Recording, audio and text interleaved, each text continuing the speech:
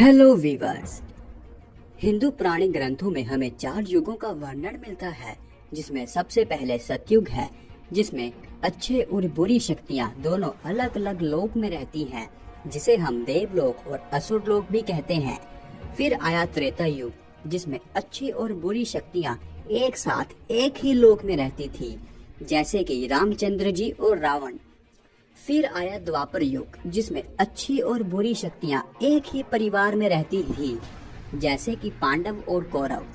फिर आया कलयुग, जिसमें अच्छाई और बुराई एक ही इंसान में रहती है, जो कि आज का युग चल रहा है।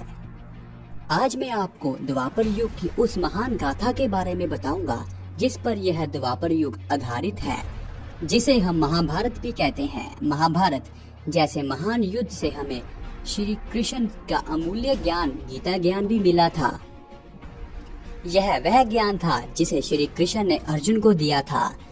यह गीता ज्ञान जिसने लाखों लोगों की जिंदगी बदल कर रख दी है, वही गीता ज्ञान है जिसे आज सिर्फ हिंदू धर्म ही नहीं बल्कि अलग अलग धर्म के लोग भी मानते हैं।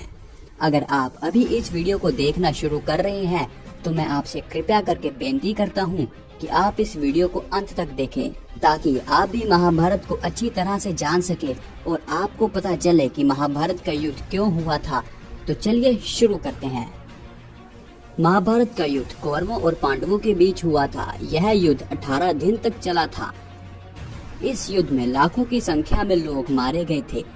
कहा जाता है कि इस युद्ध में मरे गए लोगों के रक्त के कारण ही कुरुक्षेत्र की भूमि लाल हो गई है। पांडवों की माता कुंती विवाह से पूर्व अपने महल में थी। तभी उनके महल में ऋषि दुर्वासा आए। उनकी सेवा कुंती ने बहुत की। उनकी सेवा से प्रसन्न होकर ऋषि ने वरदान दिया कि तुम्हें सभी देवपुत्र प्राप्त होंगे। यह कहकर वह ऋषि दुर्वासा वहाँ से चले गए और फिर कुंती ने उस वरदान का उपयोग करना चाहा और सूर्य देव की उपासना की, जिसके कारण उन्हें कर्ण की प्राप्ति हुई। विवाह से पूर्ण ही संतान प्राप्त मिलने के कारण समाज की बेइज्जती से डरती हुई कुंती कर्ण को एक टोकरी में डालकर नदी में बहा दिया और कर्ण एक सूत परिवार को मिला, जिस कारण कर्ण एक राजघराने का पुत्र होने के बावजूद भी सूत पुत्र कहलाए। कुंती का विवाह पांडु से हुआ, जिस कारण उन्हें युधिष्ठिर, भीम और अर्जुन 3 महाबली संतान मिली और पांडु की दूसरी पत्नी माद्री से उन्हें नकुल और सहदेव की प्राप्ति हुई। पांडु के छोटे भाई धृतराष्ट्र का विवाह गांधारी से हुआ और व्यास जी के कारण उन्हें 100 पुत्र प्राप्त हुए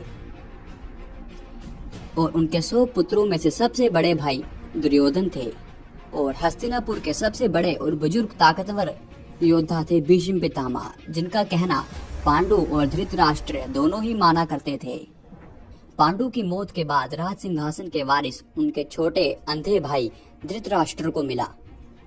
कौरवों और पांडवों को शिक्षा गुरु द्रोणाचार्य ने दी थी। द्रोण के सबसे चाहते योद्धा थे अर्जुन। गुरु द्रोण अर्जुन को दुनिया का सबसे ताकतवर योद्धा बनाना चाहते थे। जब उनकी शिक्षा पूरी हुई तो कौरवों और पांडवों के बीच युद्ध अभ्यास हुआ। भीमसेन से दुर्योधन टकराए और अर्जुन, जो कि एक धनुर्धर थे, उनका मुकाबला करने के लिए कोई नहीं था, जिस कारण गुरु द्रोण ने ऐलान कर दिया कि अर्जुन दुनिया का सबसे ताकतवर धनुर्धर है। पर उतने में ही प्रजा से एक हाथ उठा और वो हाथ था कुंती पुत्र कर्ण का। कर्ण जिसने बचपन से ही कवच मिला था, जिसमें दुनिया के समस्त हथियार भी भेद नहीं सकते थे, और कर्ण ने अर्जुन से युद्ध करने के लिए चुनौती दी, पर अर्जुन ने एक सूत पुत्र से युद्ध करने के लिए मना कर दिया।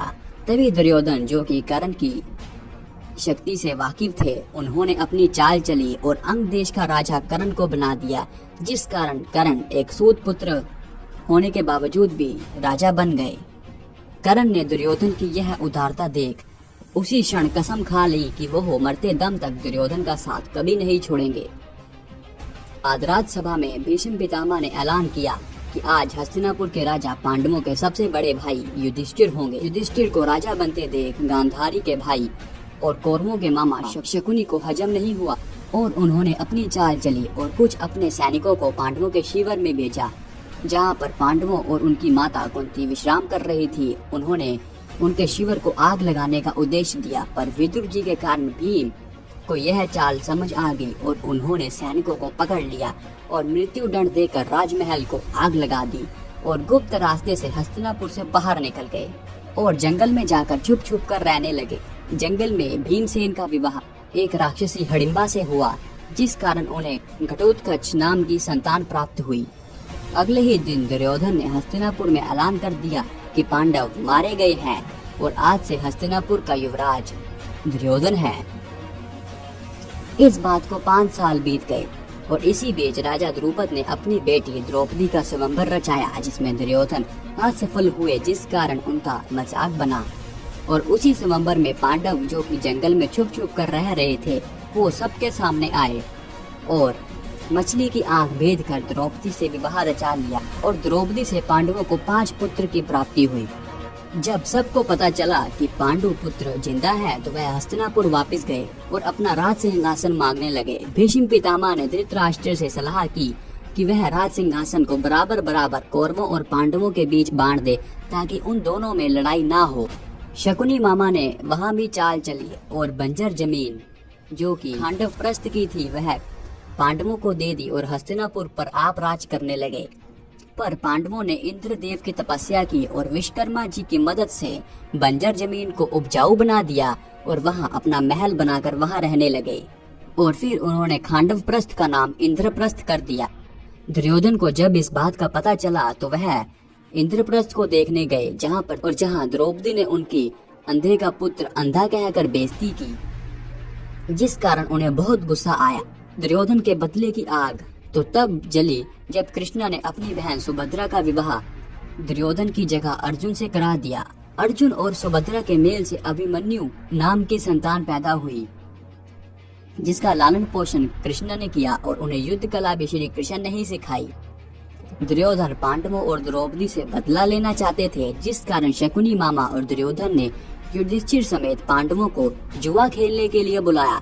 जुए में कौरव जीत गए और पांडव अपना राज सिंहासन हार गए। राज वापस लेने के लिए पांडवों ने द्रौपदी को दांव पर लगा दिया और वह द्रौपदी को भी हार गए।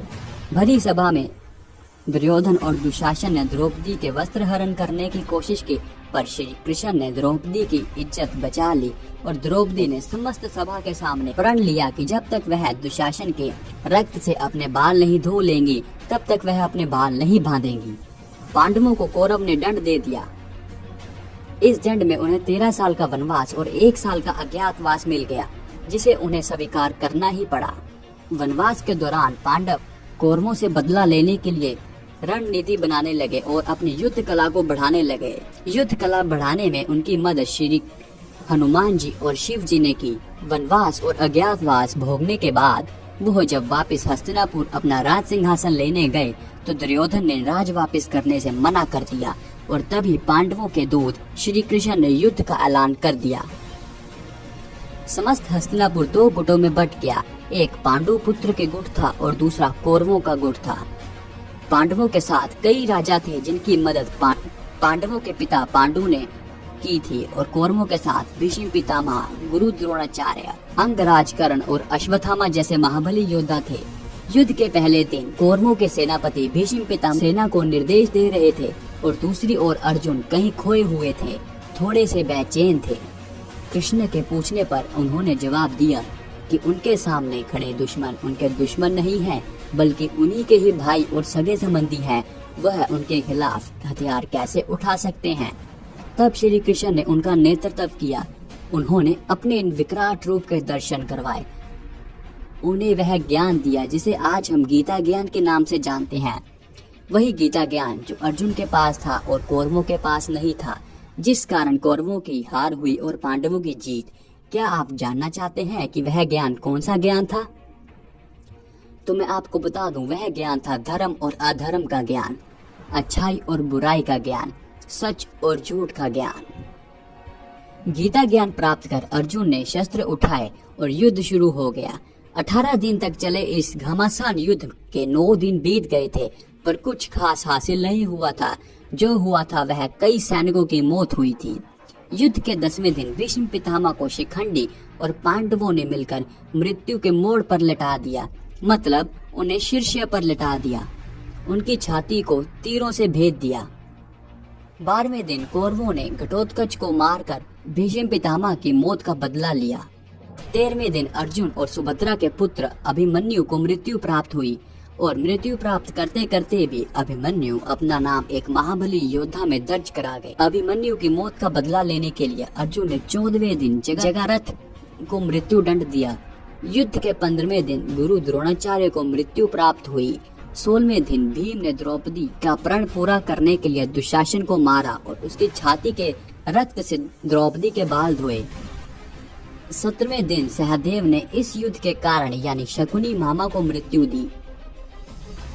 इन 17 दिन तक भीम ने कौरवों के 99 भाइयों को मार दिया था और आखिर में 18वें दिन भीम ने दुर्योधन को भी मार दिया और इसी की मौत के साथ हस्तिनापुर में पुनः धर्म राज्य शुरू हो गया था। दोस्तों, महाभारत एक बहुत बड़ा काव्य है। इसमें 1,10,000 श्लोक हैं। यह एक छोटी सी स्टोरी है जिसे आप अपने बच्चों, अपने भाई बहन, अपने सगे संबंधियों को शेयर कर सकते हैं, जिस कारण वह भी जान सके कि महाभारत का युद्ध क्या हुआ था और किस कारण हुआ था।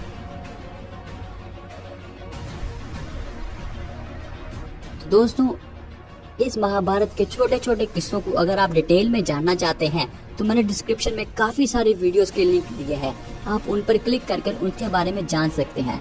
तो दोस्तों, अगर अभी तक आप इस वीडियो के साथ हैं तो मैं आपसे एक प्रश्न पूछना चाहूंगा कि मैं आने वाले वीडियोस में आपको महाभारत के पर्टिकुलर पात्र पर पर्टिकुलर डेडिकेटेड वीडियो दूं कि ना दूं। अगर आप चाहते हैं कि वो वीडियो मैं बनाऊं तो आप कमेंट में यस जरूर लिखें। तो आज का वीडियो यहीं तक ही था। अगर आपको वीडियो का थोड़ा सा भी पार्ट पसंद आया है तो इस चैनल को सब्सक्राइब करें ताकि आप ऐसी इंटरेस्टिंग वीडियोस रोज दे सकें। तो मैं मिलूंगा आपको अगली किसी और वीडियो में। तब तक के लिए जय श्री कृष्णा।